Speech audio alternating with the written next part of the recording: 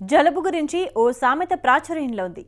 జలుబు వచ్చినప్పుడు మందులు వాడితే వారం రోజుల్లో తగ్గుతుందని, వాడకపోతే 7 రోజుల్లో తగ్గిపోతుందని అంటారు. అంటే జలుబు అనేది అదే వస్తుంది, అదే పోతుంది అని. కానీ కోల్డ్కి సంబంధించి కొంతమందిలో కొన్ని అపోహలున్నాయి. ఇంతకు ఏంటా అపోహ?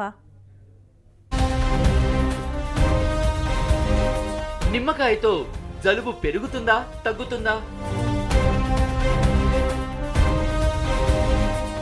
నిమ్మకాయతో జలుబు చేస్తుందని నమ్మేవాళ్లు కొందరు,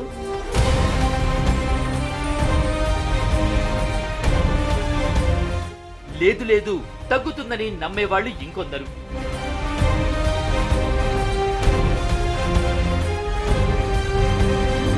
అసలు జలుబుకి నిమ్మకాయకి సంబంధం ఏంటి?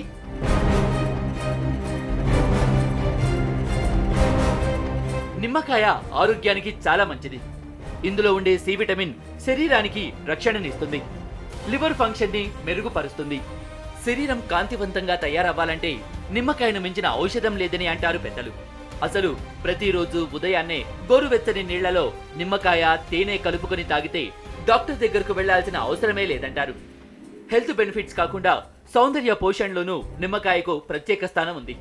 అయితే నిమ్మరసానికి సంబంధించి కొంతమందిలో కొన్ని అపోహలున్నాయి. జలుబు చేసిన వాళ్ళు నిమ్మకాయకు దూరంగా ఉండాలని అంటారు. తగ్గిన తర్వాత తీసుకుంటే పర్వాలేదు, కానీ జలుబున్నప్పుడు నిమ్మకాయ తింటే కోల్డ్ ఇంకా ఎక్కువ అవుతుందని అంటారు.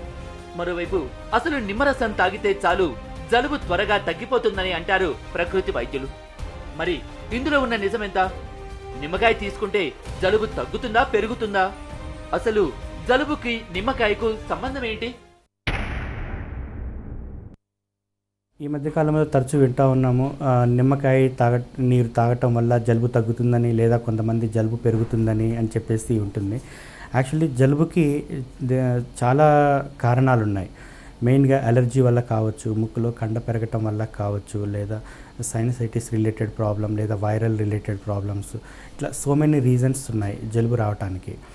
అయితే కొన్ని రకాల స్టడీస్లో మనకి చెప్తా ఉంది ఏంటంటే నిమ్మకాయ నీరు తాగటం వల్ల జలుబు తగ్గుతుంది లేదా పెరుగుతుంది అనేది పూర్తిగా అబద్ధం. Actually there is no relation.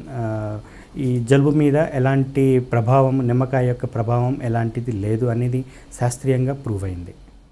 విన్నారుగా, జలుబుకు నిమ్మకాయకు ఏమాత్రం సంబంధం లేదు. ఇది పూర్తిగా ఫేక్ న్యూస్.